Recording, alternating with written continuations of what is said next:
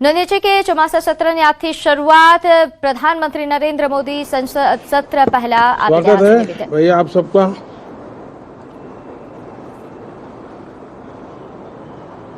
Monsoon का भी कुछ लाभ नजर आ रहा है और मानसून सत्र भी प्रारंभ हो रहा है। मानसून हो या मानसून सत्र,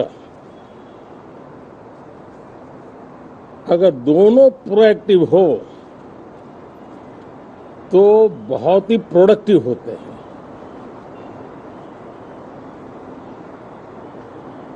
और दोनों को प्रोडक्टिव होते हैं तो देश का कल्याण होता है, जीव मात्र का कल्याण होता है।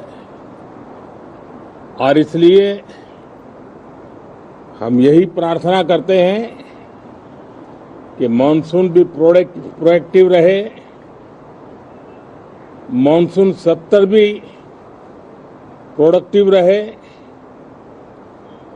साथियों, पिछले एक महीने में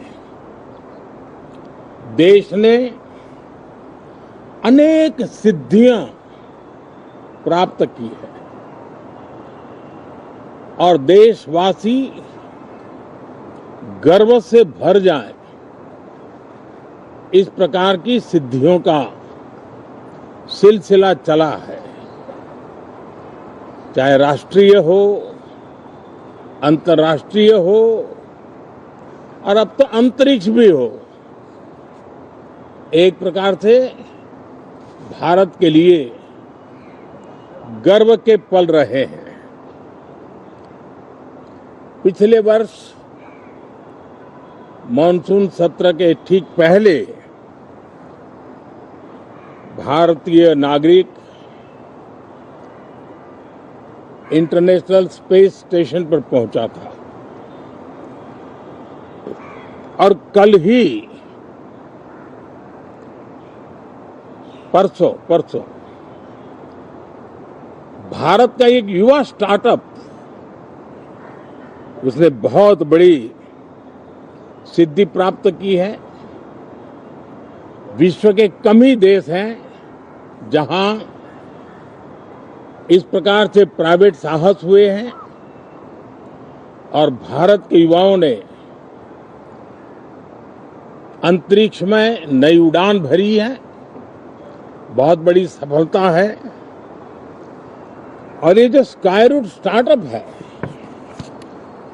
उसमें जो नौजवान काम कर रहे हैं, मुझे बताया गया उनकी पूरी टीम की जो एवरेज एज है वो सिर्फ 28 साल है। ऐसे नौजवानों ने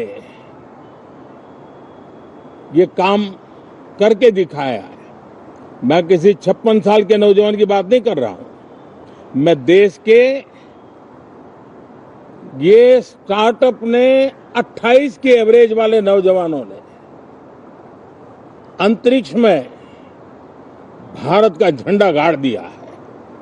उनको तो बधाई है ही है, लेकिन ऐसी बातें जो हैं, जो भारत को आत्मविश्वास से भर देती है, विश्व में भारत का प्रोफाइल सर्वमान्य, सर्वस्वीकृत बनता जाता है।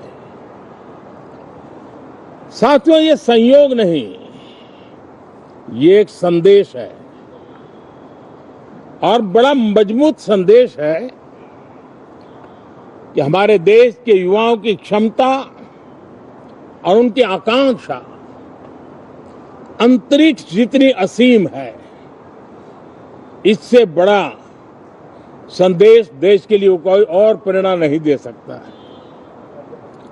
साथियों, जो रिफॉर्म एक्सप्रेस पर सवार होकर के आज देश चल पड़ा है, उसी का नतीजा है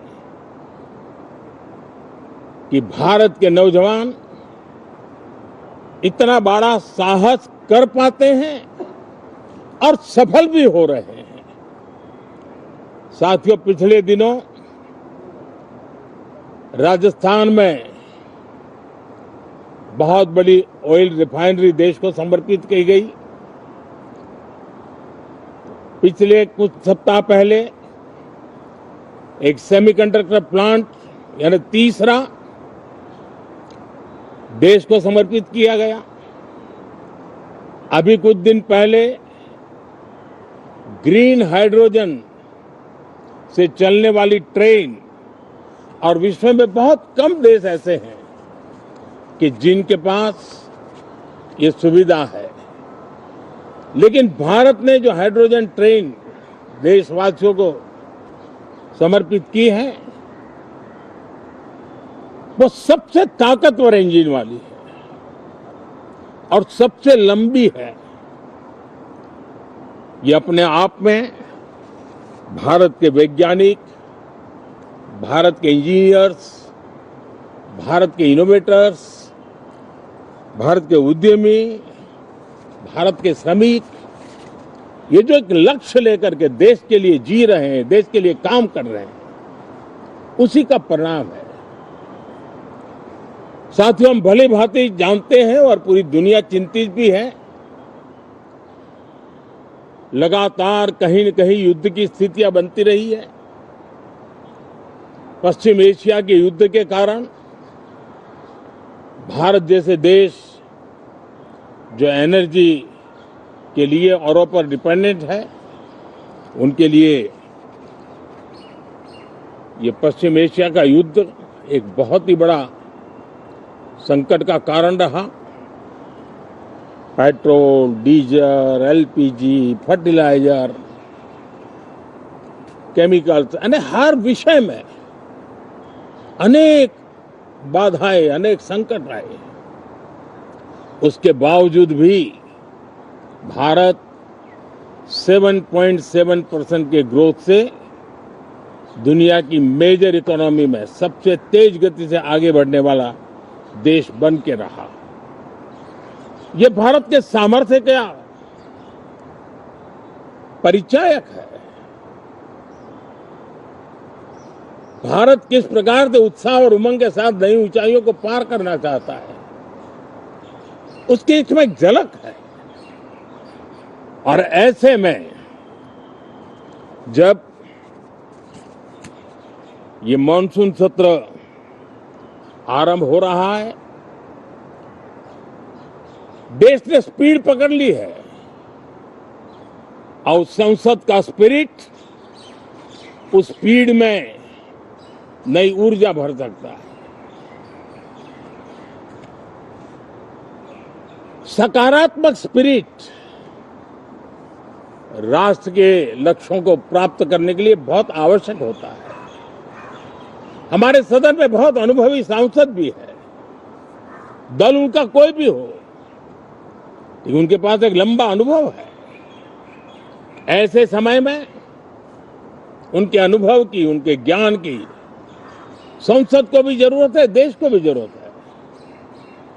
और इसके लिए संसद का चलना, सार्थक चर्चा होना, मिलजुल करके देश को आगे ले जाने के संकल्प लेना, ये मैं समझता हूं कि बहुत ही समय की मांग है। एस्पिरेशन से भरे हुए देश के युवाओं की मांग है कि हम आगे बढ़े। आज समय की मांग है कि राष्ट्र निष्ठा से भरे हुए, राष्ट्र भक्ति के लिए जी रहे आवाज को सदन में उचित मंच मिलता रहे, वे अपनी आवाज को बुलंद करे, देश को दिशा दे। और इसलिए मैं आशा करता हूं और मुझे पक्का विश्वास है, जहां तथ्य होते हैं, जहां तर्क होते हैं, वहां तूफान के लिए जगह नहीं होती है।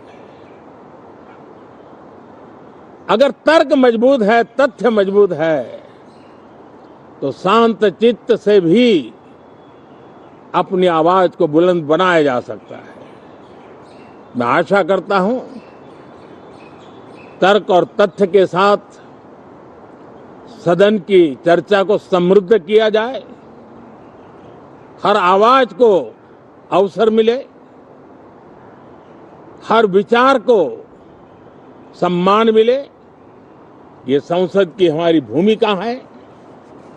मैं सभी सांसदों से बढ़ चढ़ करके इस सदन में हिस्सा लेने के लिए निमंत्रित करता हूं।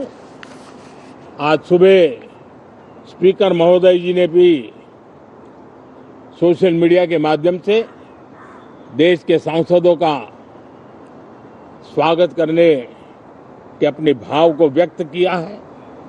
मैं भी उसमें अपना स्वर मिलाता हूं। आप सबका बहुत बहुत धन्यवाद। नमस्कार। તો 25 દિવસનું આ સત્ર યોજાવાનું છે કે જેમાં ટોટલ 19 બેઠકો મળશે। આજથી જે સત્ર શરૂ થઈ રહ્યું છે તે 13 ઓગસ્ટ સુધી ચાલવાનું છે। જો કે વંદે માતરમ બિલ હોય કે અન્ય 6 બિલ છે તેઓ રજૂ કરવામાં આવશે। સંસદમાં આજથી રાજકીય ઘમાસાણનો પણ પ્રારંભ થશે। અનેક એવા વિપક્ષ પાસે મુદ્દાઓ છે કે જેને લઈને આજે સત્ર જે છે એ હંગામી બની રહે તેવી પણ શક્યતા છે। તથ્ય અને તર્ક સાથે સંસદમાં ચર્ચા થાય તેવી શક્યતા છે। એ સિવાય વડાપ્રધાને આપી સાંભળ્યા કે દરેક અવાજને અવસર મળવો જોઈએ।